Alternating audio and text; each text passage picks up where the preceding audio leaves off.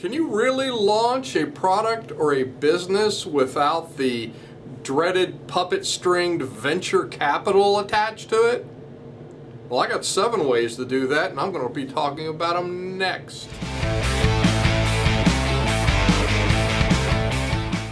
Hey, it's Don Skaggs again with Empowered Inventing TV, where we try to help you help other people by taking your great innovation, the right opportunity, mixing that with sound wisdom so you can turn them into real things like products and businesses that make money.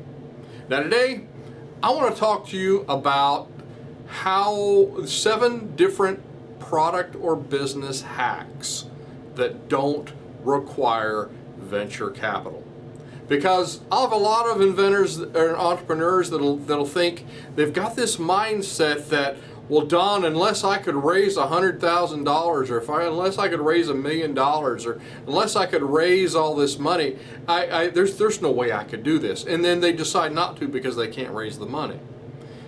And I'm here to tell you, as living proof and seeing it in so many other inventors and entrepreneurs, that you don't have to do it that way.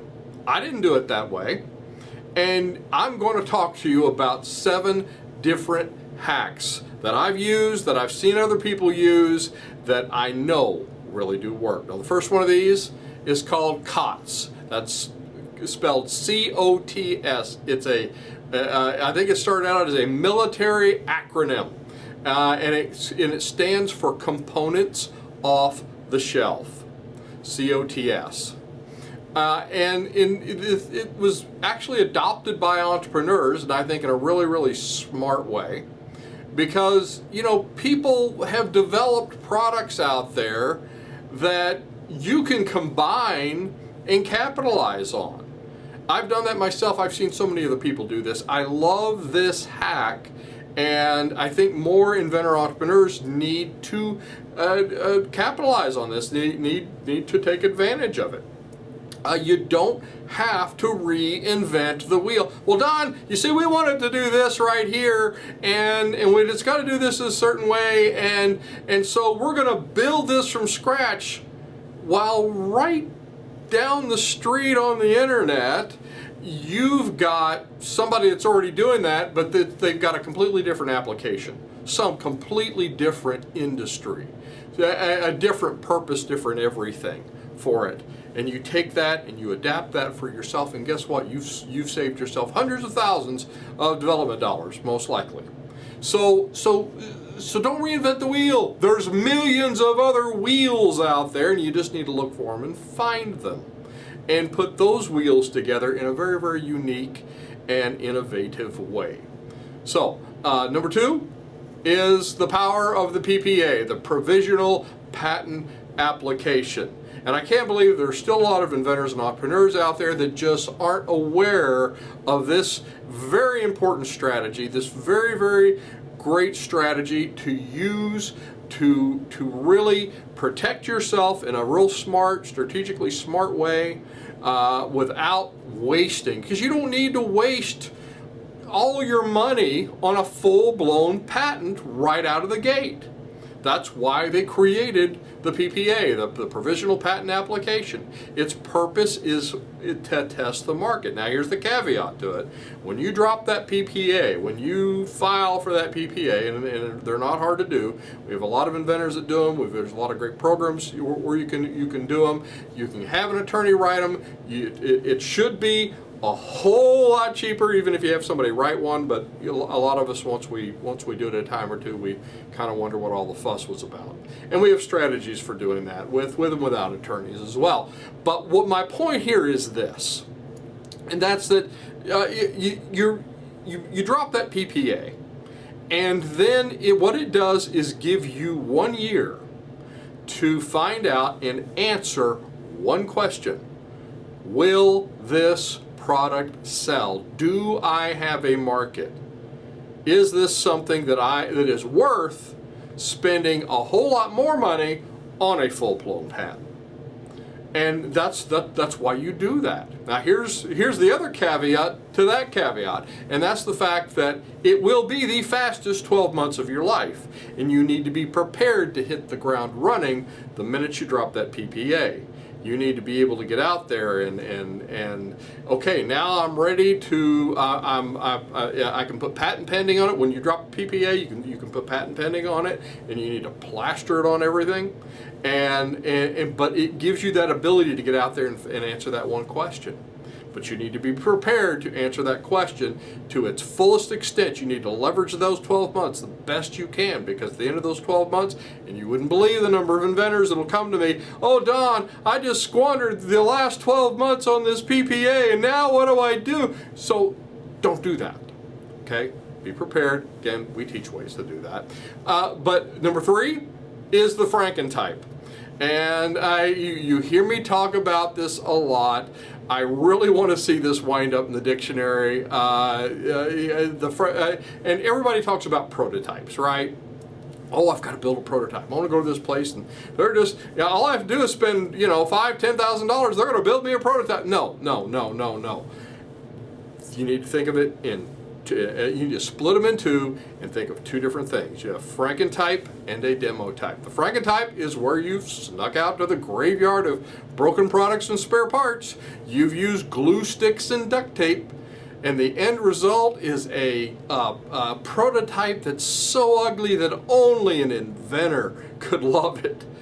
But you've done 2 things. You've proven that it works, and you haven't spent a lot of money. And that's very, very important.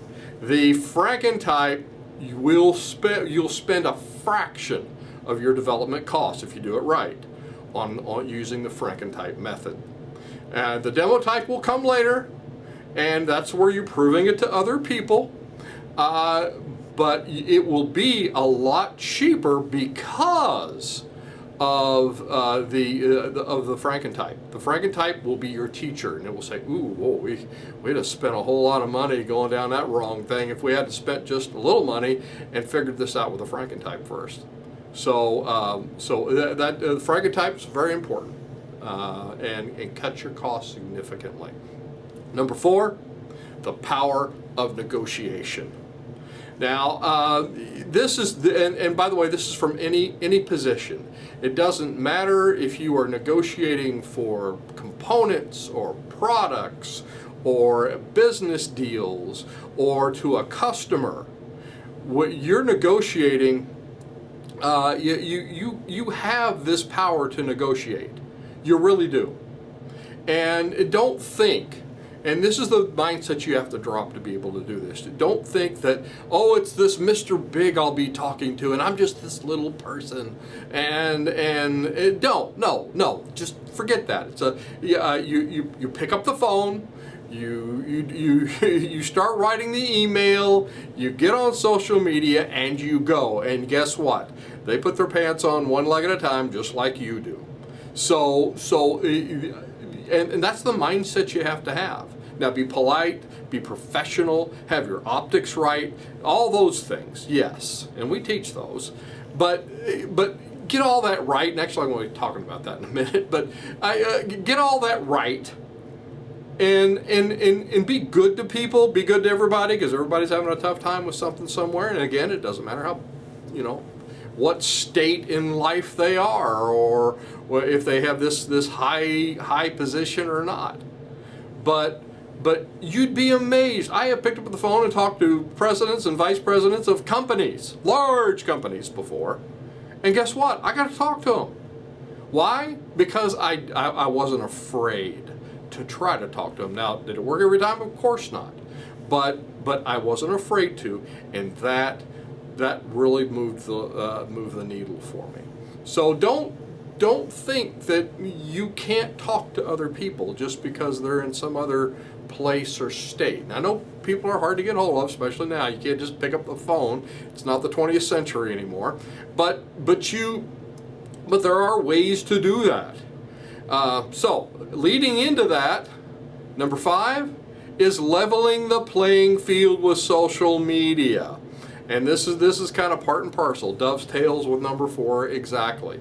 And let me say it over and over again. You might be on Facebook, you might be on Twitter, you might be on all these, all these what I call consumer-esque social media. platforms. And that's all well and good. That's all fine. However, if you're not on LinkedIn, and you're a business or you're an inventor or you're a professional, that's like not having your name in the phone book in the 20th century. LinkedIn.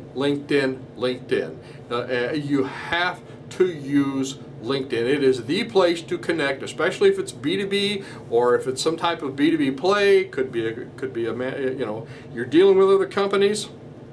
And it's not I'm going after consumers. Then you want more of the consumer platforms, of course. But LinkedIn is very important. You want to get on there. And by the way, LinkedIn is a two-way street. You can go on there and you can learn about people. You can call up a company, find all their employees, filter that by the position names, and you can find the right people that you need to reach out to and contact. But it's a two-way street, because your optics to them is going to be the same thing. If I'm picking up the phone, or if I'm doing a call or a first meeting with someone, do you know one of the first things they're doing behind the scenes while they're talking to me? They're looking me up on LinkedIn. They're seeing my profile. Is he professional looking? Is he for real? Is this a real person, or is this just some crazy guy talking to me? So LinkedIn is very important for your image, almost as much as your website nowadays. It really is. People are going to look that up and to figure out who you are professionally on LinkedIn. So LinkedIn. Other social media, especially some of the niche ones, can be very, very good for exposure, especially if you're doing a B2C play. But you need to leverage, however it is, you need to leverage social media to level that playing field for you, and it will. Number 6, high-end research. How can I do high-end research, Don? I'm just this little person. Now, and there are really, really cool things out there. We're working with a lot of inventors that are using the SBIR program right now, and that is a wonderful thing that you can leverage and use as a small business. But let me go a little further down on that. I've not got any money, and I'm just starting out. Way to get in. You can do it by just getting people to talk. Now, what do I mean by that? Well, I mean you can find suppliers, potential component manufacturers, whatever that may be for whatever you're doing, and find the ones that are doing a whole lot of development. They've got like their own development building, research park, some of them, these are big outfits sometimes. And find the research guys that are usually in the basement of those places and get them to talking. You wouldn't believe all the good information I've got by just kind of digging down and finding that one guy in that research area, and saying, well, I'm looking at this material and we're trying to sort this out, and I was wondering if I could pick your brain and just kind of find out a little bit more about what you all are doing, what you have, and you'd be amazed at the information you'll get if you can get them to talk to you. So I've done that a lot. Don't think it can't be done, because I know. Now sometimes you'll get no's, and that's all right. But if you're consistent with it, yes, it can be done. Number 7, last but not least, the small fair or trade show. Now, this is just the big unsung hero. Everybody thinks they have to do a big Kickstarter campaign, and nothing wrong with that. We do a whole Kickstarter pass or fail thing once or twice a year. Or you think you have to be on Amazon, or you have to get on this big platform, or this big box store has to pick you up, or you can't do anything? No. Or you won't know whether it's a good product or not? No.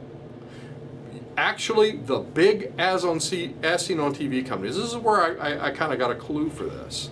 The big as seen on TV companies found out in their research, somebody told me this one time, that the small shows and fairs, maybe the ones even in your local area, give them just as much valid data as the big spends on those big expensive TV ads that they would do. They would like spend hundreds of thousands of dollars on these ad campaigns in Peoria and say, okay, well, we learned this much from all that.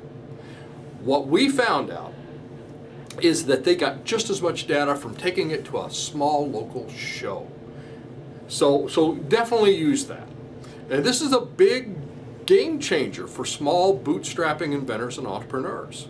So, do you have any bootstrapping hacks to avoid the dreaded purse strings VC money? Let me know in the comments. And if you're looking for more for your idea, taking your idea and making it happen, check out all the resources on our websites, empoweredinventing.com, and find the right resource that's right for you. I'm Don Skaggs. This is Empowered Inventing TV. Like, subscribe, help us to build our tribe, and I'll look to see you at the next meeting, workshop, maybe one of those online courses, or on the next video.